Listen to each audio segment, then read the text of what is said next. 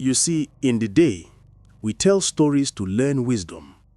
But now, the sun has gone to sleep. Now we do not tell stories to be wise. We tell stories to survive.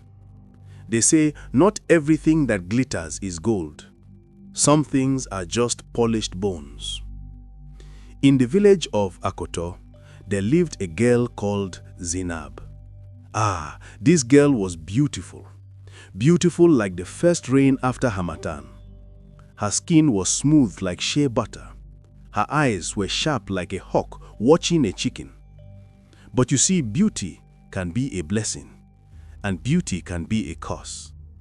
Zainab's beauty was her curse because she knew she was beautiful. And when you know you are beautiful, you can become proud. Every young man in the village wanted to marry her. Dapo came with his father's land. She said no. Namdi came with his carpentry skills. She said no. Even Baba Salami's son Musa came with cattle. She laughed in his face. Her mother, Mama Rashida, begged her, "Zainab, my daughter, you are not getting younger.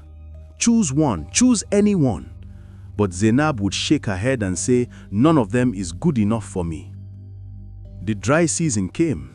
The Harmattan wind blew dust into every corner of the village. The elders sat under the Iroko tree, shaking their heads. "That girl will bring trouble," they whispered. "Pride goes before a fall." One evening, as the sun was setting, Zainab went to the village stream to fetch water. The air was still, too still. Even the crickets were quiet. You know that kind of silence? The one that makes your skin prickle. She bent down to fill her clay pot. That was when she heard it. A whistle, low, smooth, like wind passing through bamboo. She looked up. Nothing. She bent down again. The whistle came again. Then she saw him, standing at the edge of the stream. Tall, very tall. His wrapper was white like fresh cotton. His skin was dark and smooth. His face, his face was the most handsome thing she had ever seen. And he was smiling at her. "Good evening," he said. His voice was deep, the kind of voice that makes your stomach turn, not in a bad way, in a dangerous way. Zainab forgot how to speak. She just stared. He smiled wider. "My name is Jide. I am new in this village. I have been watching you." Now, any other girl would have run. Any other girl would have asked questions. But Zainab, she smiled back. "You have been watching me. And what do you see?" Jide stepped closer, too close. "I see a woman who knows her worth. I see a woman who will not settle for less." Zainab's heart began to beat fast. Finally, someone who understood her. They talked until the sky turned purple, until the moon began to rise. Jide told her stories, sweet stories, dangerous stories. And when he said good night, he whistled again, that same low whistle. Zainab went home smiling. She did not notice that Jide cast no shadow in the moonlight. From that night, Jide came to see Zainab every evening, always after sunset, always before dawn. He never came during the day. When Zainab asked why, he would laugh and say, "I walk far away. The sun is too hot for traveling." She believed him. Or maybe she wanted to believe him because Jide was everything she had dreamed of. He brought her gifts, beads that shone like stars, wrappers that smelled of distant lands, and every night he whispered sweet things into her ear. Mama Rashida was suspicious. Where does this man come from? Why does he only visit at night? Why have I never seen him in the market? Zainab waved her mother away. "You are just jealous," she said. "You want me to marry a common man." The village began to talk. The elder said, "This man is not from here. We do not know his people. We do not know his father's house." But Zainab did not care. She was in love. And love, my people, love can make you blind. 1 month passed. 2 months. Jide asked Zainab to marry him. Of course she said yes. They set the date. The whole village was invited. Even those who did not believe in the marriage came to see what would happen. The wedding day arrived. It was a grand ceremony. Jide came dressed in the finest agbada, white and gold. He smiled at everyone. He shook hands with the men. He bowed to the women. But you see, something was strange. None of Jide's family came. Not one person. When the elders asked, Jide said, "My family is far away. They could not make the journey." The elders looked at each other. But what could they do? The bride price had been paid. As the sun began to set, Jide became restless. He kept looking at the sky. He kept whistling under his breath. Zainab noticed but said nothing. Finally, the ceremony ended. It was time for the couple to go to their new home. The wedding guests danced and sang as Zainab and Jide walked to the small house at the edge of the village. The house was far from the others, very far, surrounded by thick bushes. Jide had chosen it himself. Inside, the house was dark. Only one lamp was burning. Jide closed the door. He locked it. Click! Zainab's heart skipped. Just one beat. "Why did you lock the door?" she asked. Jide smiled. "So no one disturbs us." He walked to the corner of the room. He poured palm wine into 2 cups. He handed one to Zainab. "Drink," he said. "Tonight we become one." Zainab drank. The wine was sweet. Too sweet. It made her head feel light. Jide began to loosen his agbada. Slowly. Very slowly. Zainab watched. Her eyes were heavy. The room was spinning. And then Jide started to whistle. That same low whistle, the one that had charmed her at the stream. Zainab tried to stand. Her legs would not move. She tried to speak. Her mouth would not open. Jide removed his agbada, then his wrapper. He stood in the dim light, and Zainab's eyes began to clear. His body was perfect, too perfect, like it was carved from wood. Smooth, no scars, no marks, nothing. And then he reached up. He put his hands on his neck, and he began to pull. "Ha, my people!" He pulled his skin, like a man removing a shot. The skin peeled away, slow, wet. The sound was like tearing wet leather. Zainab wanted to scream, but no sound came out.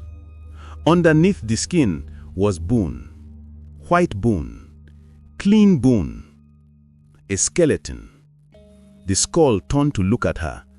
The empty eye socket stared, and the jaw opened wide and it whistled. My people, before we enter the darkest part of this forest, if you are enjoying this story, please hit the like button and subscribe to JourneyTales Africa. Do not be a silent listener. Join the family. Zainab's mind broke. She saw the skin folded neatly on the floor. She saw the skeleton standing in front of her. The bones gleamed in the lamplight. The skull tilted to one side. "Now you see me," it said. The voice, it was still Jide's voice, but hollow, like wind in a cave. "Did you think someone like me would just appear? Did you think love comes without a price?" Zainab's tears rolled down her face. She could not move, could not run. The palm wine had trapped her. The skeleton bent down. It picked up his skin. It ran his bony fingers over it. It said, "This skin, I borrowed it from a young man who died too soon. I wore it well, did I not?" It laughed. The laugh rattled in its rib cage. Then it walked closer, closer, until it was standing right in front of Zainab. "You rejected good men," it said. "Men with warm blood, men with beaten hearts. So the Spirit sent me to teach you that pride is a poison." Zainab finally found her voice. She whispered, "Please, please let me go." The skeleton shook. It shook. "No, let you go. But we are married now. Husband and wife. Till death and after death." It reached out. Its bony hand touched her face. Cold, so cold, like touching ice in the dry season.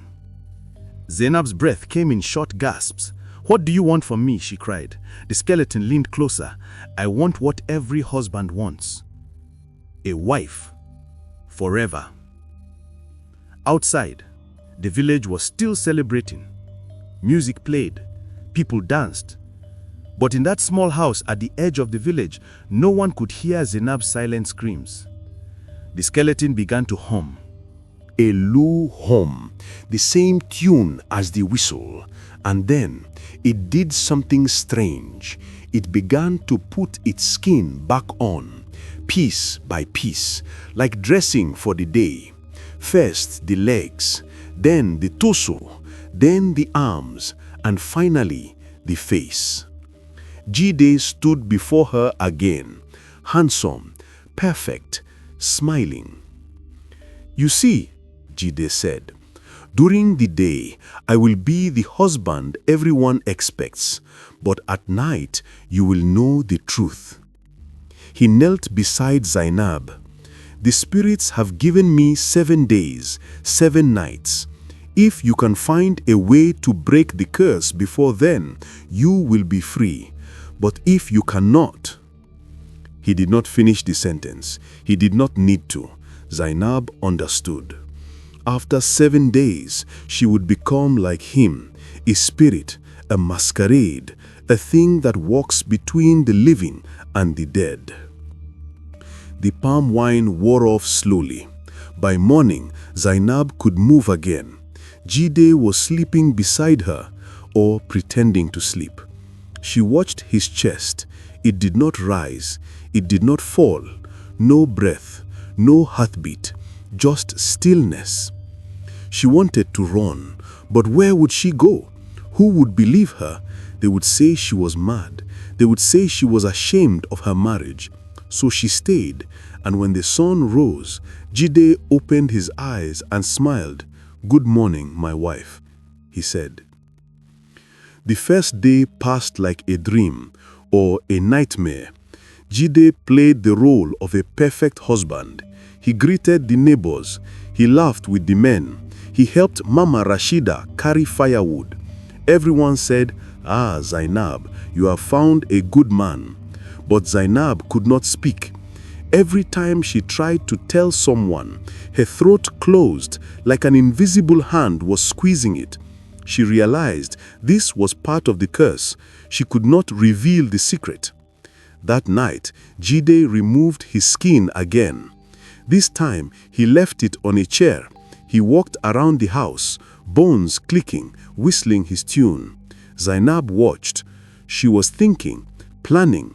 If she could destroy the skin, maybe the curse would break. When Jide finally slept, or whatever he did instead of sleeping, Zainab crept to the chair. She reached for the skin, but the moment her fingers touched it, it burned. She pulled back. Her hand was red, blistered. Jide's skull turned. "Do not touch what is not yours," he said. 3 days passed. Zainab grew thinner.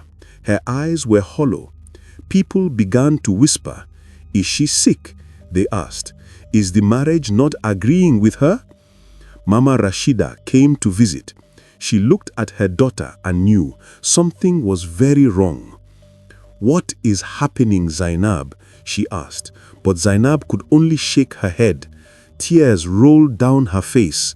Mama Rashida held her. She begged, "Tell me," but no words came. The curse held her tongue. That night, Zainab had a dream. She saw an old woman. The woman was sitting under the Iroko tree. "You want to break the curse?" the old woman asked. Zainab nodded. "Then listen well. A spirit in borrowed skin can only be defeated by fire and salt. but you must burn the skin before midnight on the 7th day. After that, it is too late." Zainab woke up. Her heart was pounding. Fire and salt. Before midnight, she had 4 days left. 4 days to find a way. The 5th day came. Zainab pretended to be obedient. She smiled at Jide. She cooked for him, even though he did not eat. She was waiting, planning.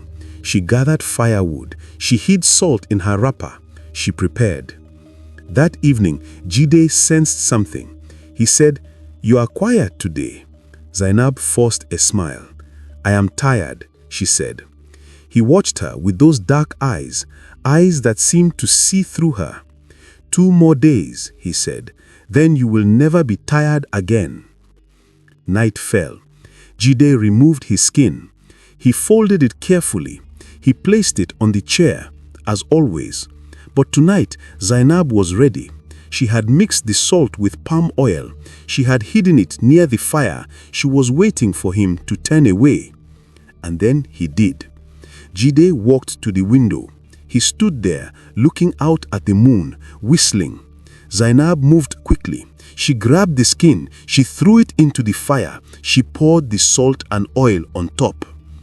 The skin caught fire immediately. The flames were blue, bright blue. The smell, chai. The smell was like rotten meat and sulfur. Jide spun around. He saw what she had done, and he screamed. Not a human scream, a sound that shook the walls, a sound that trembled the earth. He lunged at the fire, but the flames grew higher. The skin twisted and curled. It tried to escape, but the salt held it, burnt it. Jide's bones began to crack, one by one. His skull opened its jaw wide. "You have killed me," he roared, "but you will not be free." He reached for Zainab. His bony fingers grabbed her arm, cooled, burning cooled. She screamed, she pulled, but he was strong, so strong. The fire was spreading now. The whole house was burning, and Jide was falling apart. His bones were crumbling to dust. With his last strength, he pulled her close. He whispered, "You will remember me." And then he collapsed. The bones scattered. The fire roared, and Zainab ran. She ran out of the house. She ran into the night. The villagers came running. They saw the fire. They saw Zainab. Her wedding dress was torn. Her face was covered in ash. "What happened?" they asked. But she could not speak. Not then. Not for many days. When she finally told them, some believed, some did not. But they found the bones scattered in the ashes. And when the elders examined them, they were old, ancient, not the bones of a young man, the bones of something that had died long, long ago. Zainab never married again. How could she? Every night when the moon was full, she would hear it, the whistle, low, smooth, like wind through bamboo. She would wake up, look around, nothing, but she knew. Jide was watching, waiting, remembering. And there, the story rests. My people, you have ears. I hope you have heard. Let the fate of Zainab be a lesson to us all, because the spirits do not forget and the night does not forgive. Now, tell me in the comment section, have you ever heard a whisper when no one was there?